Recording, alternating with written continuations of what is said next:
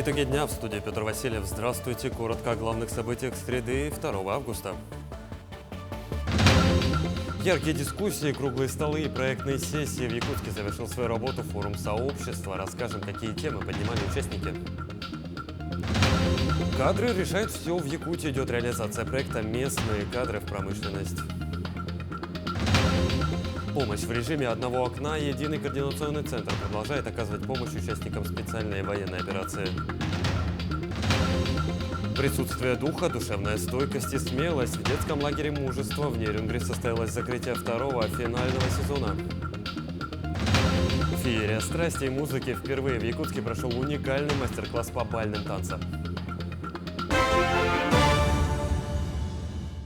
Президент России Владимир Путин поздравил бойцов и ветеранов воздушно-десантных войск с профессиональным праздником. В своем поздравительном послании, опубликованном на сайте Кремля, глава государства отметил, что многие поколения солдат и офицеров ВДВ вписали яркие, незабываемые страницы в героическую летопись вооруженных сил. Всегда достойно выполняли свой долг, свято хранили верность присяге и боевому братству. Путин отметил, что эти патриотические традиции достойно продолжают десантники, которые участвуют в специальной военной операции. По словам президента, они проявляют мужество и отвагу, силу духа и несгибаемый характер, с честью решают поставленные задачи, плечом к плечу со своими товарищами защищают Россию. В России могут начать наказывать за превышение скорости на электросамокате. По словам сенаторов, данный законопроект планируется внести на рассмотрение в Госдуму уже этой осенью. Уточняется, что превышение скорости на величину более 5 км в час, но не более 10 км в час предполагается штраф в размере 800 рублей. За это же нарушение, зафиксированное камерой, будет налагаться штраф в размере 500 рублей. В дальнейшем размер штрафа идет по нарастающей в зависимости от превышения и способа фиксации. Сила России, потенциал территорий как ключ к развитию. Именно такой слоган стал основной темой форума сообщества, который завершил свою работу в Якутске.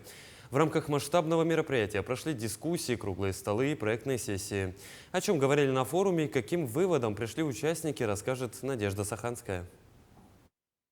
Ключ к развитию России лежит в развитии ее территорий. Именно поэтому регионам нашей необъятной страны необходимо взаимодействовать для обмена опытом. Так, в рамках форума отдельного внимания удостоены межнациональные отношения. Учитывая, что в последнее время складывается далеко не позитивная тенденция, когда представители наций перестают говорить на родном языке. И таким образом некоторые народы начинают попросту вымирать.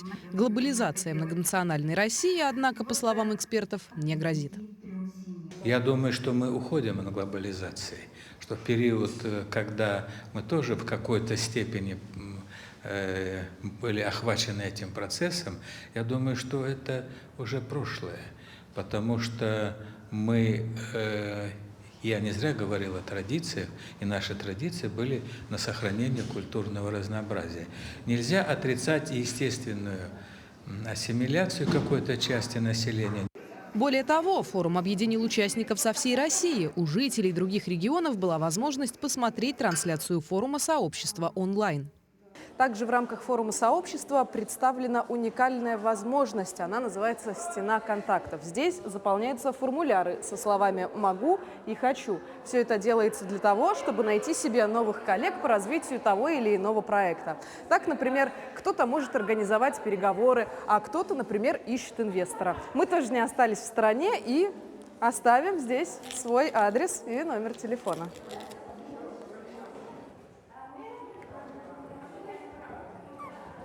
Будем надеяться, что эта просьба не останется без внимания. Уникальным опытом по программам демографической политики поделилась Якутия. Не так давно в республике появился на свет миллионный житель региона. По словам экспертов, успешный опыт опережающего демографического развития Дальнего Востока можно распространить по всей стране. Я считаю, что вот это сила стратегии. Если ставить стратегическую цель и двигаться к ней, и все делать для того, чтобы ее достигать, то вы ее достигнете. Понравилось предложение высчитывать тот самый процент многодетных семей в регионе. Сейчас мы считаем коэффициент рождаемости, но все-таки это такая некая средняя температура по больнице. Сколько всего женщин, делим на сколько всего детей, получаем этот коэффициент. А когда мы четко будем смотреть, сколько у нас многодетных семей, мы будем идти к решению самого главного вопроса для России, это решение демографического вопроса. Безусловно, одной из основных тем форума стала и поддержка участников СВО и членов их семей. Вопросы оказания гуманитарной, социальной и бесплатной юридической помощи были удостоены отдельного внимания. Много вопросов юридического характера. И, допустим, в ряде регионов нашли уже решение. И мы, соответственно, этот опыт хотим транслировать на региональный уровень. Ведь, вы знаете, зачастую мы ждем, пока нам сверху спустят какие-то инструкции. Я всегда выступаю инициатором снизу. Потому что федеральная практика, это когда в одном регионе это работает, внедрить в других регионах, это уже стало федеральной практикой. Вот такие мероприятия позволяют быстро найти эффективные решения. И, разумеется, эти и многие другие темы вновь будут обсуждаться, но уже на итоговом форуме в Москве в начале ноября. Совсем скоро там будут представлены самые оптимальные решения многих вопросов и проблем, а эксперты озвучат главные предложения по развитию гражданского общества в России. Надежда Саханская, Джулустан Иннокентьев, Якутск. Единый координационный центр – один из главных каналов, осуществляющий помощь бойцам из Якутии, которые проходят службу в зоне проведения специальной военной операции. Ежемесячно в адрес центра поступают запросы как от самих военнослужащих, так и от членов их семей. По словам постоянного представителя республики при президенте РФ Андрея Федотова, многие обращения решаются тут же, достаточно лишь консультативной беседы.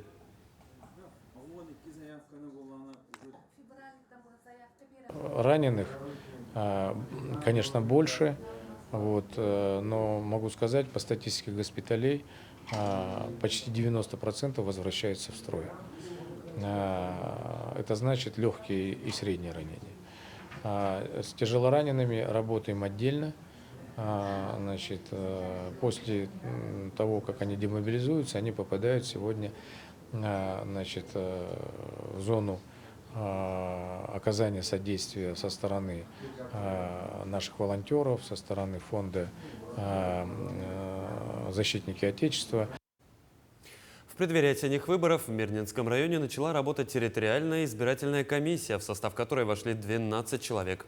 В настоящее время в районе сформировано 32 избирательных участка, где около 50 тысяч избирателей сделают свой выбор. В этом году в Мирнинском районе пройдут выборы главы республики, депутатов Илтумен, а также жители Алмазной столицы изберут депутатский корпус района. Мирнинская ТИК будет проводить досрочное голосование в труднодоступных местах. Это в основном вахтовые поселки. На сегодня все заявки на досрочное голосование поданы.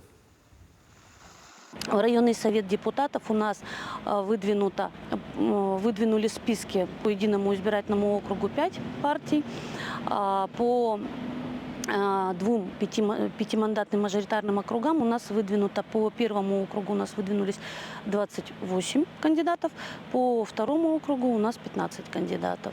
Всего по одномандатному Мирнинскому избирательному округу у нас выдвинулось 5 кандидатов от 5 политических партий. Все кандидаты у нас на сегодняшний день уже зарегистрированы. В Якутске прошел день открытых дверей по оказанию социальных услуг и трудоустройству населения для жителей и гостей столицы. В мероприятии приняли участие 15 предприятий. Это медицинские, социальные учреждения, организации и работодатели в сфере промышленности. Подробнее в следующем материале. Сегодня 6 организаций в сфере промышленности приняли участие на Дне открытых дверей, организованной Губинской и Центральной округами совместно с Центром занятости населения.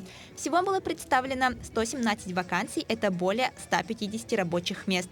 Работодатели рассказали соискателям о своих требованиях и предоставляемых условиях труда. В основном все вакансии с вахтовым методом работы. Проезд, проживание и питание оплачиваются организацией. Ищем водителей на ПАРМ, это передвижная автомастерская, получается, электрогазосварщики с аттестацией НАКС, машинисты тяжелой техники 7-8 разряда. Ну и водителя карьерных самосвалов, токаря, автоэлектрики, такие узкие специальности, редкие, да. Опыт работы, хоть не менее 1 года так.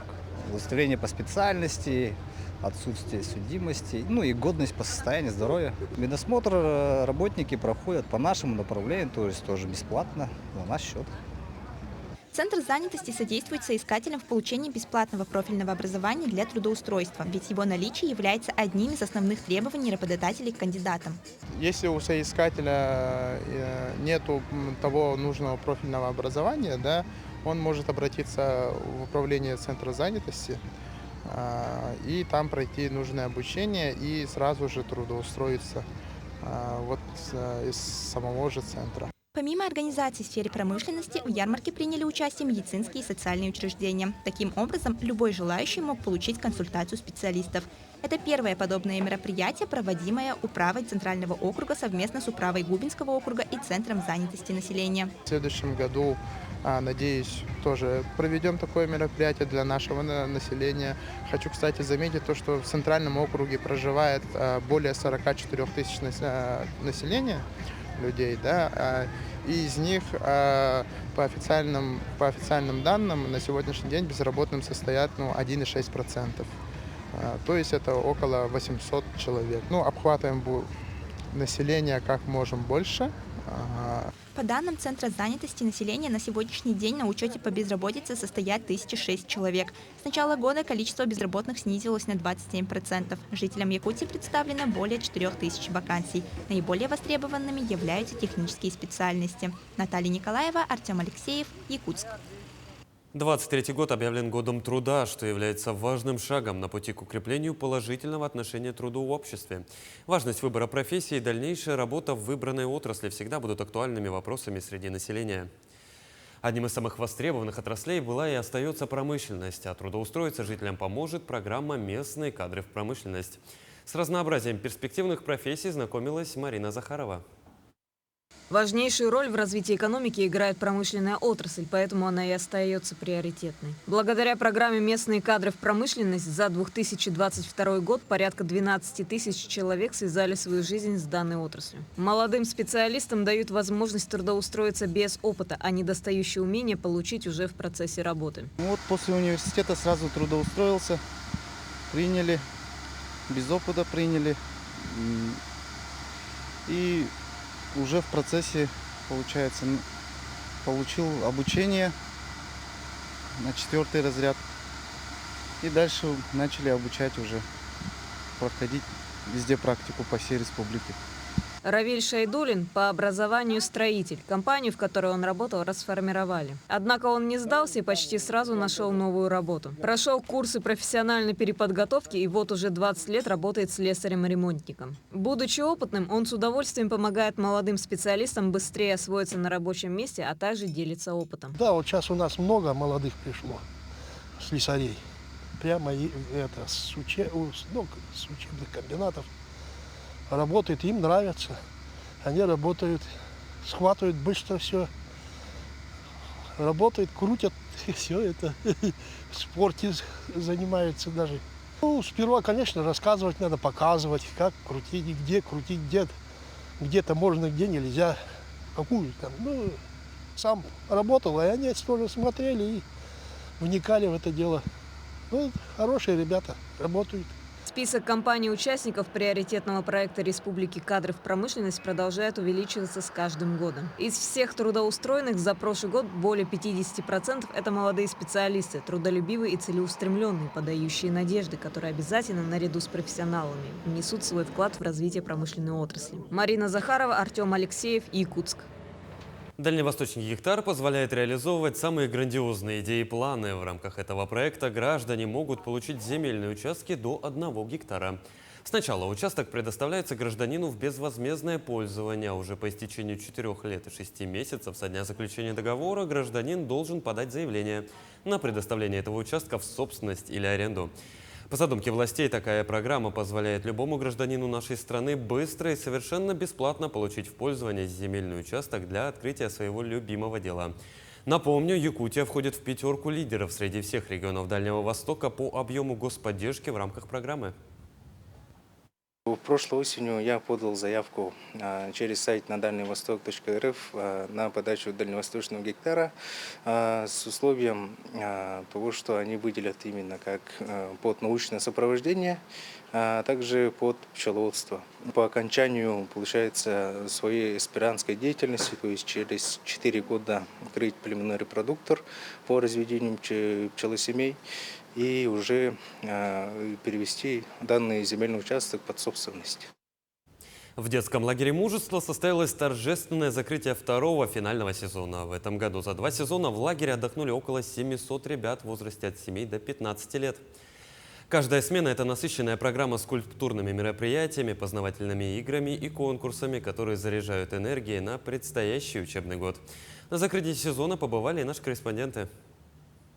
По традиции, каждая смена в лагере мужества посвящена какой-то определенной теме. Если в первом сезоне отдыхающие изучали культуру Якутии и познавали легенды Ланхо, то сейчас тема «Медиавызов». Ребята готовили свои видеоролики, изготавливали газеты, писали пресс-релизы и так далее. Сегодня у нас закончилась вторая смена общим концертом, спектаклем, в котором участвовали и вожатые, и воспитатели, и администрация лагеря. Многие ребята приезжают сюда уже не в первый раз. Здесь они находят друзей, получают новые знания и активно участвуют в жизни лагеря. Я уже здесь был, и здесь так же классно, как и в прошлые разы. Почти что ничего не поменялось, кроме вожатых, воспитателей, и новый корпус построили. Тут очень весело, тут очень классно, много всяких интересных мероприятий. Вообще, мне здесь очень нравится. Мы тут занимались, то играли, то веселились, то выступали, то придумывали что-то. Вообще весело, тут очень весело. Я думала, сначала будет все тут все так же, как зло, я думал, там будет все. Первый раз, когда я пошел, все было нормально. Всего в лагере 14 отрядов. Каждому закреплен обученный и подготовленный вожатый, который готовит программы, удовлетворяющие потребности каждого ребенка в творческом самопроявлении. Работа в лагере заключается в том, чтобы обеспечить детям качественный и очень интересный досуг, чтобы им было интересно проводить время с друзьями на улице, в кругу сверстников, а не сидеть в телефонах дома и ни с кем не общаться. В честь закрытия смены в лагере организован спектакль, который совместно подготовили вожатые, воспитатели и административные работники. Все отдыхающие делятся впечатлениями, занимаются уборкой корпусов и с новыми силами готовятся к новому учебному году. Ирина Жданова, Захар Головин, Нерюнгри. В летнике Красное озеро в хозяйстве Багарах изобилие свежего молока. Работает более 10 человек, из них 6 доярок, каждая из них доит по 60 коров. Но это не ручная работа, так как летних механизированный. Когда начинается удой, то издалека слышится гул доильных аппаратов, и свежее молоко, стекая по трубам, сразу вливается в большие охладительные емкости. Этим летом хороший травостой, поэтому с летника каждый день направляют более 4 тонн молока в якутский гормолзавод. За литр молока вместе с субсидией получают 93 рубля. В этом году план заготовки хозяйства в Багарах – 900 тонн молока. В животноводческих комплексах идет капитальный ремонт. Готовимся к зимне-стоиловому периоду. Заготавливаем сено на островных участках. В этом году по программе кормопроизводства приобрели 2 трактора «Беларусь». В прошлом году 1 трактор и роторную косилку. С помощью Минсельхоза Республики, окружной администрации города планируем в следующем году начать строительство новой летней фермы. Вечеринку на пляже устроили в Ленске, но не простую, а оздоровительно-спортивную. Такой подход понравился всем, и даже тот, кто не участвовал, с удовольствием наблюдал и с азартом болел за соревнующимися в различных конкурсах земляками. Наша съемочная группа работала на этом мероприятии. Спортивная вечеринка на пляже с гонками на гидроциклах, эстафетой, борьбой и даже зажигательными танцами. Авторами этого ноу-хау стали обыкновенные жители Ленска. Спорткомитет подхватил идею, буквально за 4 дня нашли спонсоров и организовали это мероприятие, которое покорило сердца сотни ленчан. Праздник солнца, лета и здорового образа жизни. Таким запомнился этот день всем ленчанам, собравшимся на пляже. В первую очередь мероприятие нацелено на воспитание здоровой и спортивной молодежи. Прежде всего благодарю Комитет физической культуры и спорта города Ленского района, Федерацию спортивной борьбы Ленского района, которая основалась буквально 10 дней назад. Этот день является презентацией нашей федерации, которой мы в будущем хотим воспитать спортивную молодежь, спортивных детей.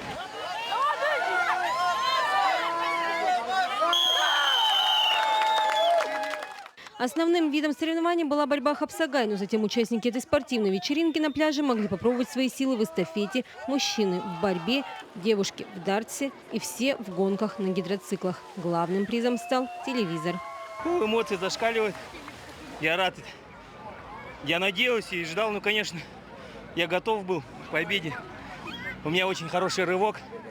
На самом деле, очень лидирующие такие легкоатлеты. Они в борьбе выбыли.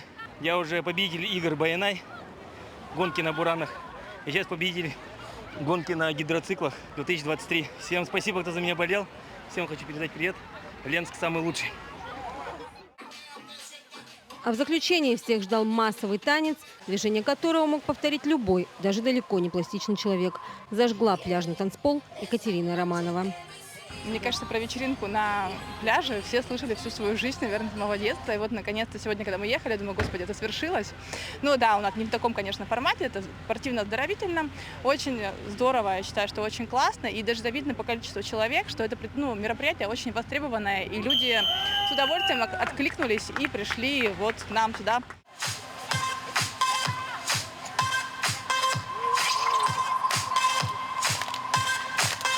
Анна Кожевникова, Виталий Андреев, Ленск. Впервые в Якутске прошел уникальный мастер-класс по бальным танцам. В течение 2 недель все желающие самых разных возрастов прошли курсы обучения латиноамериканским танцам и программе «Стандарт». Чем же еще проект отличался от многих других, расскажет Мария Кардашевская. Финалистка чемпионата Дальнего Востока, многократная чемпионка Якутии по бальным танцам Аяна Николаева и директор Союза танцевального спорта Якутии Вячеслав Ефимов провели интенсив для всех желающих. 2 недели, каждый день ученики по 4 часа занимались поочередно по 2 программам.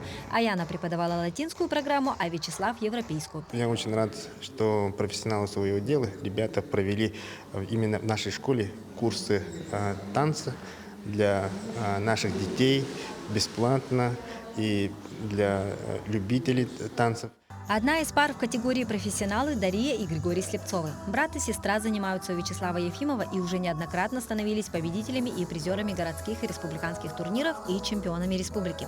Однако профессиональный спорт не мешает Дарье быть отличницей, а Григорию заниматься легкой атлетикой и идти к профессии преподавателя иностранных языков. И Аяна, и Вячеслав очень хорошие тренера. Я узнала очень много связок именно в латиноамериканской программе от Аяны. Я узнала, что как можно сделать свою вариацию еще лучше, более динамичной, более эмоциональной. Эти курсы помогли мне исполнить и ощутить молодость, детство, когда я только начинал танцевать. Так как преподаватели очень хорошо показали азы, как в латиноамериканских, так и в стандарте. Хочется отдельно выделить Аяну. Она очень выдающаяся, будет хорошим тренером и захочет сделать. Вячеслав, он нас с сестрой привел к чемпионству. Мы благодарны. А между тем танцу все возрасты покорны. Самой старшей парой выступили Лена Наговицына и Афанасий Дьяконов. Они занимаются танцами с детства, однако на курсах они получили массу новых знаний и впечатлений. Несмотря на наш возраст, мы с удовольствием занимались с детьми, с молодыми ребятами. Я приобрел очень хорошие впечатления от этих занятий и благодарен сегодня и тренерам, и Союзу спортивного бального танца республики. Я очень благодарна всем тренерам. И особенно я рада и благодарю молодую Аяну, тренера, начинающего тренера, которая нам преподавала латино. Желаю ей успехов, легкого паркета. Всем браво! Союзу спорта Якутии браво! Разные танцевальные клубы города на одном паркете. Такое в Якутске увидишь не каждый день. Мастер-класс такого масштаба проводится в Якутии впервые. Однако в планах у организаторов сделать его ежегодным и вовлечь в это движение еще больше любителей самого красивого и здорового вида спорта. Мария Кардашевская, Павел Пахомов, Якутск. По словам синоптиков, осень в Якутии еще не настала. Несмотря на понижение температуры в последних числах июля, погода в первой декаде августа в республике ожидается в пределах нормы многолетних значений. Так, например, с сегодняшнего дня в центральных районах республики температура воздуха будет постепенно повышаться. В ближайшие дни особенно потеплеет на юго-западе и юго-востоке республики. Ночная будет немножко, конечно, ниже, чем мы привыкли в июле месяце, поэтому это будет в пределах плюс 7, плюс 12, в некоторых местах до плюс 3, плюс 8. И дневная температура постепенно будет повышаться от 20-25 и далее 23-28. На западе и юго-западе республики температура может быть выше 30 градусов. Вот. Прохладно на северо-востоке республики, там даже не просто прохладно, даже в какие-то дни будет довольно холодно, выходит холодная арктическая воздушная масса. По западу республики выходит еще один циклон. Он сначала пройдет 4 числа, 3-4 по Оленёкскому району на Мирнинский и далее уйдет на Иркутскую область. Поэтому вот с этим циклоном по западу тоже местами кратковременные дожди, грозы, но довольно такая комфортная температура воздуха. На этом все. Наши корреспонденты продолжат следить за развитием событий в дальнейших эфирах. До встречи.